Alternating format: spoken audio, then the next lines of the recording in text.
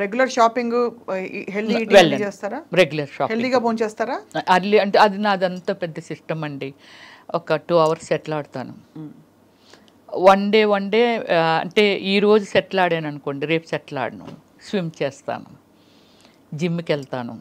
జిమ్కి వెళ్ళి మీకు ఒక పెద్ద ఇది చెప్పాలి. జిమ్కి వెళ్తాను కదా, చిరంజీవి గారు, రామచరణ్ గారు, ఉపాసన అందరూ దానికి, విష్ణు అందరూ ఆ జిమ్కి ఉపాసన పెట్టింది మా ఇంటి దగ్గరే.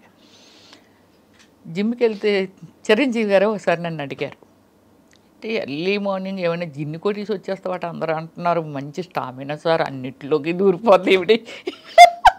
యోగా, జంబా, ఏరోబిక్స్, ఫిట్నెస్ మొత్తం అన్ని, మళ్ళీ స్విమ్మింగ్కి వెళ్ళిపోతాను.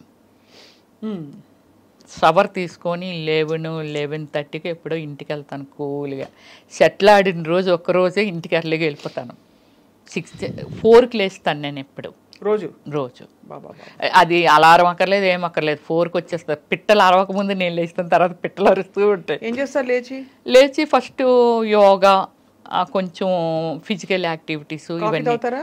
కాఫీ టీ తాగను, కర్డ్ కూడా రేరు, బటర్ మిల్క్ తాగుతాను. కాఫీ టీ మంచి నాన్ వెజ్ ప్రియురాల్ని. అలాని వీక్లీ వన్సే, రైస్ కూడా కాదు. సో అయితే మీరు జిమ్ ఇప్పటికే వెళ్తున్నారు ఆ జిమ్కి? ఏది మానేను నేను, ఏది మానేను. ఇప్పుడు లెగ్స్ ఇలా స్ప్రెడ్ చేస్తాను, బ్యాక్ బెండ్ చేస్తాను, లెగ్ ఇలా స్కై ఇది చేస్తాను, అన్నీ చేస్తాను నేను ఇప్పటికీ కూడా. అసలు వింటుంటే ఒక మనిషి జీవితం గురించి వింటున్నట్లేదు. మీరు దాన్ని చెప్తుంటే ఒక నలుగురు రమ్యశ్రీలు మీలో ఉండి వాళ్ళందరూ కలిసి ఒక రమ్యశ్రీగా తయారైనట్టు. అంటే you have achieved so much in a short span. And మీకు ఇష్టం వచ్చినట్టు మీ టర్మ్ ఎప్పుడు నవ్వుతూనే ఉంటాను. నన్ను నేనే ప్లాన్ చేసుకుంటాను, ఎవరి హ్యాండ్లోనూ పెట్టను, నాకు నచ్చదు. ఎప్పుడైనా దిగాలేసి ఏడుస్తారా? ఎప్పుడైనా? నాకు అసలు ఏడిపే రాలేదు ఎప్పుడు. మన వల్ల ఇతరులు ఏడ్చారా ఎప్పుడైనా? అది కూడా లేదండి. అది ఇంకా నేనేమైనా ఫీల్ అయిన డే చెప్పాను కదా, 5 కోట్లు అలా పోయినా ఎవరితో నేను షేర్ చేసుకోను. నా ఫ్యామిలీ కాదు, బ్రదర్స్ కాదు, ఎవరితోనూ పంచుకోను. నన్ను ఏదైనా రిక్వెస్టింగ్, ఏదైనా హెల్ప్ అడిగారు అనుకోండి, వీలైనంత వరకు చేయటందుకే ట్రై చేస్తాను. చాలా చేసేసాను నేను, బ్యూటిఫుల్, చాలా చేశాను. సొసైటీకి ఎలా చేస్తాను, నా ఫ్యామిలీకి కూడా అంతే చేస్తాను. ఎవరినైనా నాకు తెలియకుండా వెళ్ళి నేను అడ్రస్ ఇస్తాను, మీరు ఎంట్రీ చేసుకోవచ్చండి. చిన్నప్పటి నుంచి అంటే నాకు ఏదైనా అనిపించింది, ఇప్పుడు 1 కోటి రూపాయలు లేకపోతే 2 కోట్లు నా ప్రాపర్టీ ఏదో అమ్మేశారు అనుకుందాం, నేను ఎందుకు అమ్మారని కూడా అడగను. దాన్ని అయిపోయింది, అది రిపీట్ చేయను మళ్ళీ. బాబోయ్, మీలా ఉండడం చాలా కష్టం. ఇవ్వరా, అమ్మేసావు కదా ఇవ్వరా అని కూడా, గాడ్ ప్రామిస్లీ నేను ఎప్పుడు ఎవరిని అడగలేదు. అమేజింగ్, చాలా చాలా అమేజింగ్ క్వాలిటీస్. చాలా అమేజింగ్గా మీ లైఫ్ని మీరు ప్లాన్ చేసుకున్నారు రమ్యశ్రీ గారు. ఫస్ట్ మీరు అసలు సాహస వనిత.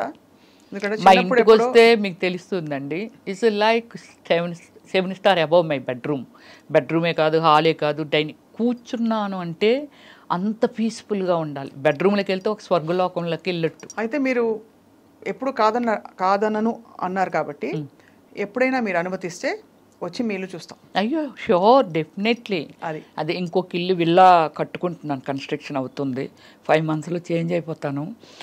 డ్రీమ్ అంతే. అప్పుడులో రమ్యశ్రీ డ్రీమ్ హౌస్ అని వేశారు. అంటే ఎవరెవరో ఏదో కట్టుకోవడం ఇంకా బాగా కట్టేసి ఉండొచ్చు, కానీ నా టేస్టు, నా ఫీలింగు అంటే పడుకుంటే ఇలా ఉంటుందా అనేది. బెడ్రూమ్ అంటే బెడ్రూము, నా బాత్రూమ్ కూడా అంత గార్డెనింగే, చాలా లవ్లీగా ఉంది వినడానికి.